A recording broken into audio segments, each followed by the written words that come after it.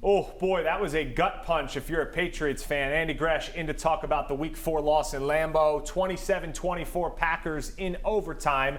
This morning on Fox Providence, New England Nation, you and I both had the Patriots covering, but not the way that I think we all expected that to happen. Yeah, no, that didn't go down anywhere near the way we thought. The Patriots are really good at running the football in Green Bay to the point to where Bailey Zappi was able to at least be functional out there. I don't think he was great, but it was functional enough, and you found yourself in the fourth quarter in the game. So at that point, it's reacting to how do we find a way to win this thing? A little bit of special teams, a whole lot of defense, and a lot of running the ball. But look, Aaron Rodgers with so many opportunities, you know he's eventually going to get you at some point. But in terms of, did everything this week sort of distract this team, or people think that Mac is against Bill or whatever? This is a pretty good performance to let you know that this team is still together regardless of who the quarterback is. And the Patriots caught a couple breaks, too, to hang close, to keep it 24-24, push it into overtime. I want to go right to one of the biggest plays of the game, Gresh.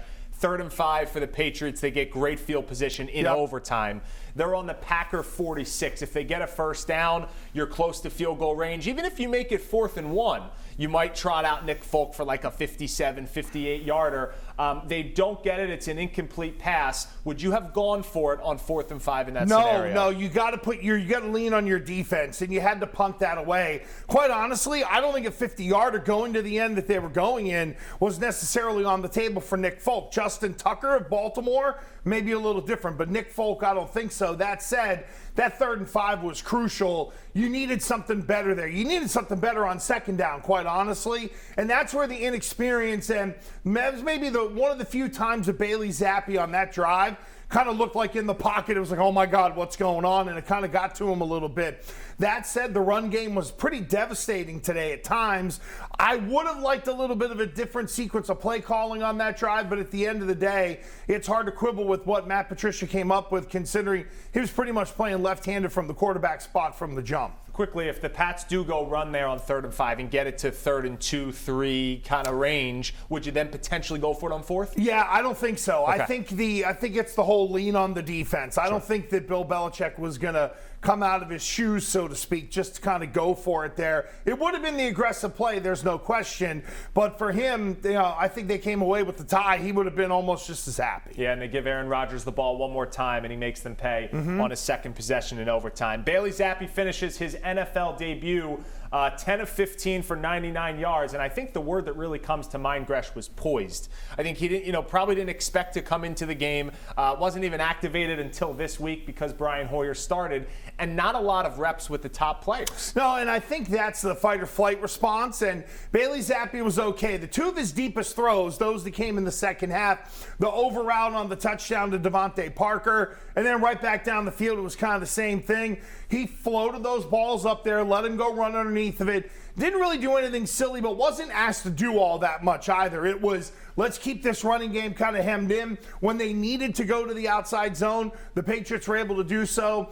Zappi was okay. He survived. You just needed a play in overtime from him. And I thought Tony Romo on the broadcast did a good job of breaking down that if he sees the running back, you don't get behind in the chains kind of like they ended up, or at least in that middle ground to where you would have been closer and maybe a 3-yard run could have got you a first down. But that said, all in all, he did a pretty decent job. Yeah, he does take 3 sacks for 24 yards, does Bailey Zappi. The defense played really well, to keep them in the game. Jack Jones, obviously, his first career, forced fumble recovery, interception, pick six, whole 9. You name it. The last 2 games, though, Gresh, from like a bigger perspective right now, the best 2 performances of the Patriots this year, however, they end up in losses. What's your feeling on this team right now at 1-3? Well, look, I think defensively they've shown that they're bordering on being a elite defense. Look at what they did in Miami, holding them to 10. We now look and say, okay, that's a pretty good performance there. We saw what they did against Pittsburgh. Today on the road against Aaron Rodgers, where you were a little undermanned, you didn't have your number 1 corner in Jalen Mills.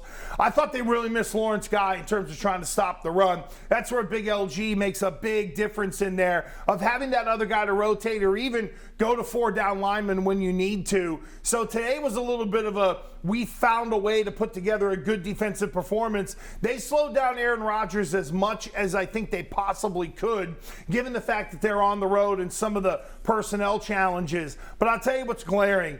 They need a real bleeper at linebacker. There aren't a lot of Patrick Queens like the Ravens that are running around, but you get one of those guys in the middle of this defense, and that can make a massive difference. All right, he's Andy Gresh. I'm Maury Hirsch-Gordon. Gresh will be back with us in just a bit to talk about how the Patriots move forward now, potentially with Bailey Zappi under center. He'll be back in a couple segments. We'll take a short commercial break right now.